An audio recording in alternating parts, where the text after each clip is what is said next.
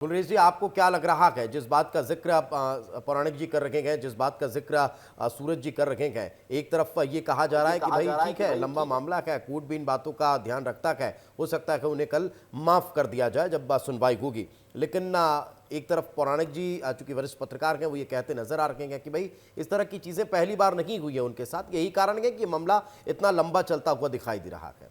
गुलरेज जी, उन्होंने जो कहा उससे तो पार्टी बिल्कुल सहमत नहीं है, और पार्टी क्या सहमत नहीं है, खुद वो भी सहमत नहीं है। यही कारण है कि चार चार बार वो उसके लिए क्षमा मांग रहे हैं। जहाँ तक विषय है पार्टी का, पार्टी तो हमेशा यही बात करती है कि जब भी बोलो सोच समझ के बोलो। अभी जो मामला है ना, ये तो अभी सब जुडिस है, और जब मामला सब जुडिस होता है तो जो भी फिर गाइडेंस आएगा माननीय न्यायालय का, पार्टी क्या, मुख्यमंत्री जी ने भी खुद ने कह दिया, माननीय मुख्यमंत्री जी ने इस विषय पे कहा है कि पूर्णतः उसको फॉलो किया जाएगा। लेकिन मुझे लगता है कि एक बात तो है कि विजय शाह जी ने जो किया उसको, उनको खुद को गम है उस बात का कि ये सब नहीं होना था, और बार बार जो 4 बार उन्होंने माफी मांगी वो दर्शाती है। अब जहां तक कांग्रेस की बात है, कांग्रेस ज्यादा जो बोल रही है उसका कारण ये है क्योंकि वो शेड्यूल ट्राइब से आते हैं। अगर शेड्यूल ट्राइब से नहीं आते तो शायद कांग्रेस इतना नहीं करती। और आप देखिए कांग्रेस का खुद का किरदार, जो बोलने से पहले, और मैं जानबूझ के ये बात कह रहा हूं क्योंकि मेरे बाद जो नंबर आने वाला है ना वो कांग्रेसी का आने वाला है, तो कांग्रेस के नेता फूल सिंह जी ने कुछ समय पहले सुंदर लड़कियों से रेप के बारे में क्या बोला, उसके ऊपर क्या कार्रवाई कर रही है कांग्रेस पार्टी इनके खिलाफ। हमारी तो सरकार ने एसआईटी बनाई, सब कुछ किया, लेकिन क्या कांग्रेस ने कुछ किया अभी तक? इनसे पूछिए।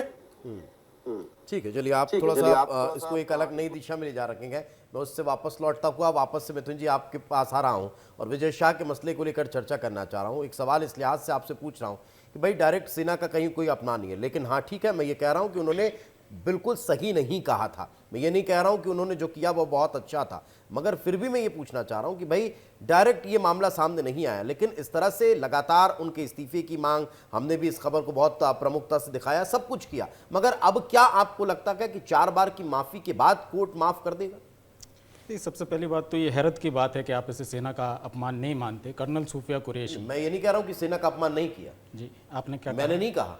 अच्छा, मुझे तो ये जी आप सुना है अपने कि शब्द मेरे मुंह में मत डालिए, शायद मुझे है ना? गलत सुनाई दिया होगा। मैं बहुत परिपक्व एंकर हूं। अच्छा, आप हम ये लोग मत भी सोचिएगा कि आप मेरे अंदर कुछ भी कह देंगे और मैं उस चीज को स्वीकार कर लूंगा। हम लोग आप भी अपनी बात रखिए। अपरिपक्व नहीं है। हाँ, आप मैं ये आपसे अच्छा, कह आप रहा हूं मानते कि हैं ना ये आप मानते हैं ना सेना तो का मैं तो अपमान? शुरू से ही कह रहा हूं ना। अच्छा, अभी आप कह रहे थे लेकिन कि मैं ये ये कह रहा हूं डायरेक्टली कि भाई सेना का अपमान नहीं है, तो कैसे? नहीं, तो क्या सर्जिकल स्ट्राइक पर सवाल खड़े कर देना सेना का अपमान नहीं वो है? आज क्या विषय सेना है? कोई ऑपरेशन कर रही है उस पर आज का अगर विषय सवाल है? खड़े कर देना आज का क्या विषय सेना का है? अपमान नहीं उस है? पर चर्चा कर लें। फिर तो कोर्ट को स्वतः संज्ञान लेते हुए राहुल गांधी पर भी टिप्पणी करनी चाहिए। मुझे पता था आप यही कहेंगे। मुझे ऐसा लग रहा है विजय शाह जी को आप बचाना चाहते हैं। क्यों बचाऊंगा भाई? मेरे क्यों बचाना चाह रहे हैं? मेरा कोई व्यक्तिगत क्यों कह रहे हैं कि सेना का अपमान नहीं? हम तो मानते हैं इसे डंके की चोट चोट पर सेना का अपमान है। डंके की चोट पर सेना का अपमान है सर। कांग्रेस डायरेक्ट डंके की चोट पर पत्रकारों को ब्रैकेट करना शुरू कर देती है। पत्रकार इसे सेना का अपमान नहीं मानता, कांग्रेस डायरेक्टली कांग्रेस बोल रही है कि ये सेना का अपमान है। आप क्यों नहीं मान रहे? तो मैं खुद कह रहा हूं सेना का अपमान मान रहे है। आप हैं। शायद विस्तार न्यूज को जानते नहीं हैं। विस्तार न्यूज पर मत जाइए, मैं आपकी बात कर रहा हूं। आपने शायद विस्तार न्यूज को देखा नहीं है। जब विस्तार न्यूज ने सबसे पहले